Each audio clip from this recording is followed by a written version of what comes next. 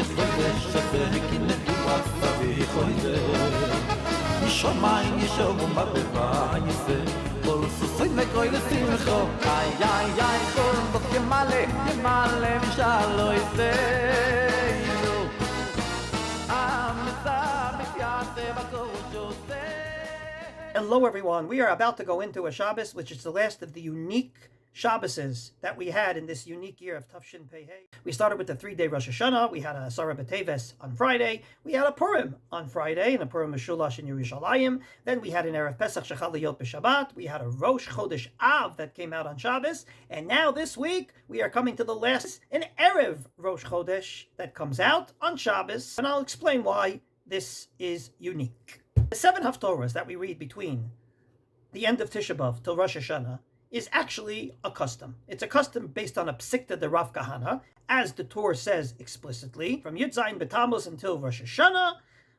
Basically, lefiha zmanu, lefiha mehorah, talta de paranuta, v'sheva de nechamta. We read 3 harsh Haftorahs before Tisha B'Av and 7 of comfort after Tisha B'Av. One of the 7 will be this week. However, Machar-Chodesh, the Haftorah you usually read when Rosh Chodesh is on Sunday, is a din in the Gemara. The Gemara says in Masechet Megillah Daf Lamed Aleph Amud Aleph, Chal liyot be'echad b'Shabbat, me'etmol mafterin ve'yomer lo Yonatan Machar-Chodesh, and this is paskin in the Shulchan Aruch. Rosh Chodesh chal liyot be'echad b'Shabbat, mafterin b'Shabbat shelefanav ve'yomer lo Yonatan Machar-Chodesh. Indeed, the Rambam, at the end of what he calls Sefer Ahava, brings the Siddur. And in the Siddur, he brings all the Haftorahs of the year. And he brings a list of Haftorahs for these Parshas that are not the Haftorahs we read.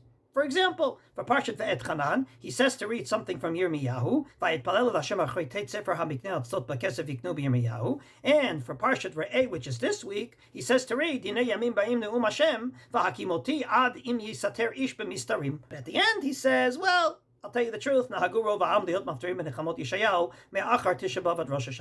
is not like what I wrote, but the minhag is to read the 7 Haftorahs of comfort. And indeed, in his code of Jewish law itself, in Hilchot Tefillah, Perek Yud Gimel Halacha Yud Tet, the minhag is after Tisha B'Av, Mafterim Benechamot Yeshayahu me'achar Tisha B'Av at Rosh Hashanah. So, Machar-Chodesh is a din in the Gemara, and reading the 7 Dechamta, namely the Haftorah of this week, Aniyaso Ara, is a minhag. So if you would have woken me up in the middle of the night and asked me, well, we have this special week, what should we do? I'd say, hey, a Gemara trumps a minhag.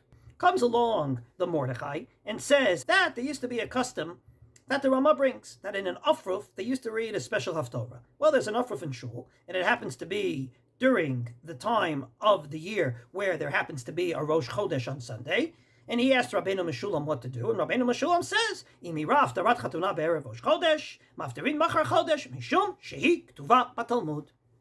Namely, since Machar-Chodesh is a din in the Gemara, and reading the special Haftorah for an Afruf is a nice minhag, but a minhag it is, a Gemara overrides a custom. Indeed, when the Gra explains the point of view of the Ramah, that if a Rosh Chodesh Av comes out on Shabbos, the Ramah preferred that you read the Haftorah of Rosh Chodesh and not the Haftorah of the harshness, the second of the 3 that we usually read that week. Came along the Gra and explained, Udina the Gemara, because it's written in the Gemara. The Maharil comes along and says, Odot Haftorah Rosh Chodesh Av Shechal Liyot B'Shabbat, again that same scenario we had a few weeks ago. He brings a whole bunch of poskim that said to read the Haftorah of Rosh Chodesh. Why? V'tam kulam lefi shehi b'Talmud, because it's written in the Gemara. In a book called Minhagi Chatam Sofer, he writes, Kishachar Erev Rosh Chodesh Elul b'Shabbos, exactly our week, kanireh, probably, the Chatam Sofer read Machar-Chodesh. Why? He says, if you look in his Perush on Chumash, you'll see that that's the Haftorah that he analyzes. And he says that's the minhag in Frankfurt, and if you look in the book called Zichron Chanoch, you will see that's the minhag in Frankfurt. On the other side of things, we have the Ramah.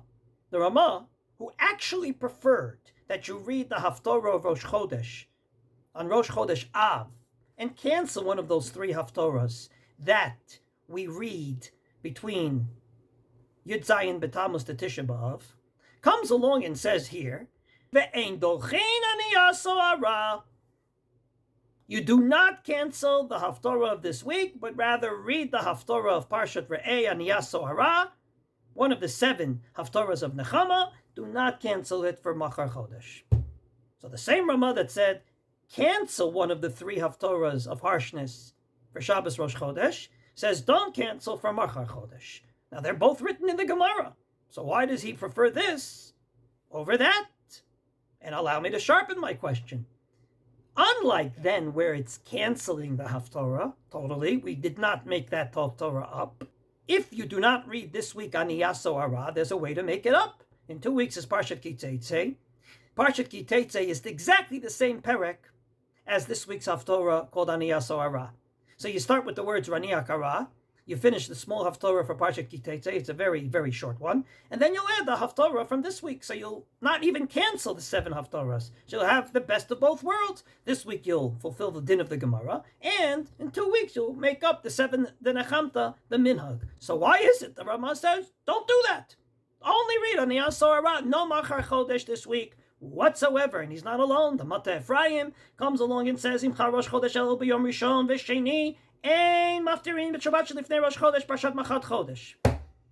And indeed, the Aruch HaShulchan says, Haftorah Machar-Chodesh v'adayin nidchet, hen mipnei Shimul v'hen mipnei Ani Asor. Machar-Chodesh sort of totally cancelled. The question is why?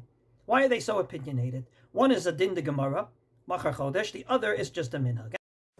The first reason is brought by the Aruch HaShulchan. He says, Kivan she'en bakriya b'Torah. When you have a Shabbos Rosh Chodesh, you have a maftir for Rosh Chodesh from the Torah, and then a Haftorah. On Erev Rosh Chodesh, all you have is a Haftorah, so maybe it's on a lower level. But I'd like to suggest a second reason.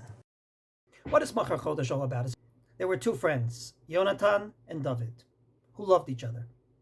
Yonatan was next in line to inherit the kingship from his father Shaul. But he understood that God decided it's going to be taken away from Shaul and given to David. And there was no jealousy between them. Their unity overrided any personal agendas. Are we there? Did we learn the lesson of Tisha B'Av that ultimately is that baseless hatred brought us here, or not? I don't think we're there yet. I think we still need to read the 7 Haftorahs of comfort, because we're not there yet. And to say that you're going to read Machar-Chodesh as if, oh, no problem, look at the friendship, look at the unity, we don't deserve it. We all know the psukim in Parshat Bereshit. God made 2 big things, the moon and the sun. And then it says in the pasuk, Et ha'ma'or ha'gadol le'memsheret hayom, et ha'ma'or ha'katon le'memsheret halayla.